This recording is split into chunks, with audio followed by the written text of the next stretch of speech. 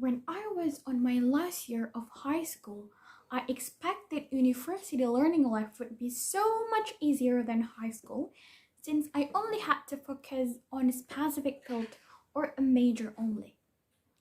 I don't need to study math, biology, and economic at the same time.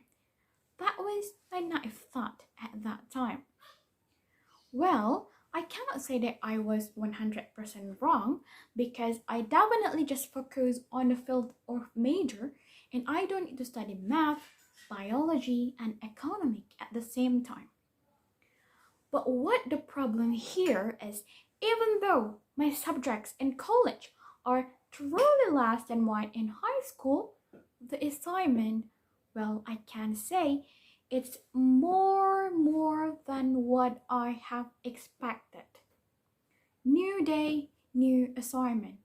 And it means you have to deal with those eternal tasks every single time you are on your way to get your bachelor's degree.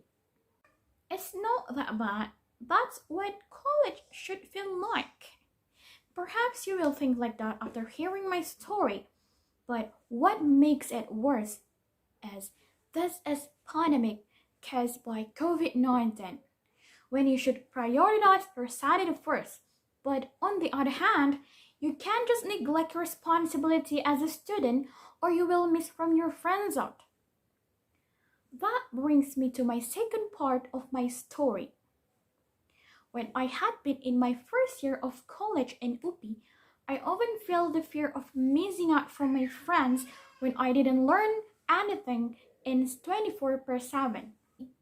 When I took some breaks or just did my hobby, such as cooking, painting, and so on, I was afraid that my peers were dealing with listening for General Communication 1 or Pancasila.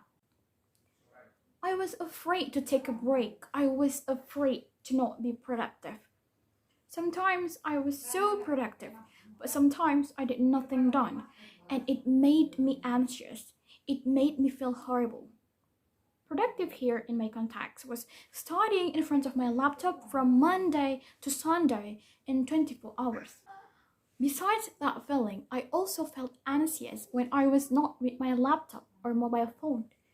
I can say I was panicked with my WhatsApp notification, with my Google Classroom notification, with my Gmail notification. I felt uncomfortable doing other activities aside from studying and consuming everything that perhaps would be worth my educational journey. It resulted in a lot of breakdowns, depression, stress, and panic attack most of the time. Therefore, in this opportunity today, I am going to overview some insight into the world of how the toxic productivity of students influences their mental health, especially in this COVID-19 pandemic. At the end of the session, at the end of the presentation, you will know what is going on, how did we get there, and what can we do to solve it. First thing of all, you need to understand not everyone has a mental illness, but all of us, me and you, everyone, has mental health. Mental health and physical health are equal. In fact, they are connected. That is the reason we should treat them as such. All of us have a brain that needs to be cared for in similar ways that we care for our physical well-being. Our head and our body are connected by much more than just our neck after all. Mental illness even manifests itself in some physical ways such as nausea, headaches, fatigue, and shortness of breath. Besides the struggles I have told you from my point of view, every single one of the students had a story about mental health crisis in their education journey. It is because, frankly speaking, school is the place where we struggle the most. I made a questionnaire form to collect some data about students' mental health condition in this pandemic. There are 19 respondents, as you can see, from various schools and universities in Indonesia. In the first data, 57.9% of respondents say they have ever felt stress in school or university. while the rest of them, which is 42.1%, say that they often felt stressed in school. The factor that causes the stress itself is variative. The most common one is the overloaded task within 73% respondents. Another factors are the task deadline within 63.2%. Technical issues such as connection problem within 47.4%. Fear of missing out from their peers within 42.1%. And the last one, which is they cannot directly meet their classmates within 15%. In the open responded question, most of the problems they usually face are family problems such as unconducive environment, a lack of understanding of lecturer's explanation, and it even comes from their classmates who are often not supportive as they are hard to team up with and want to win on their own. According to psychologist Dr. Tim Bono, the primary driver of today's students' mental health crisis is unrealistic expectation. He stated that many students start college life without a realistic sense of what experience is actually going to be like. We, as the students, compound the messages by the cultural myth, which is college is the best 4 years in your life, but that we usually get from movies, social media, or even in society in general.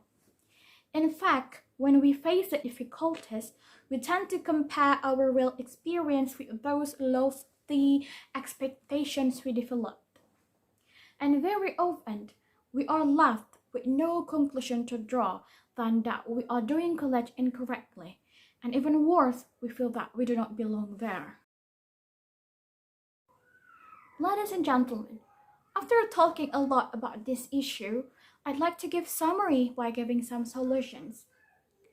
First, you have to remember that it is okay to not be okay. It is okay to take a break, definitely. Sometimes it doesn't need to be a perfect holiday as you have planned.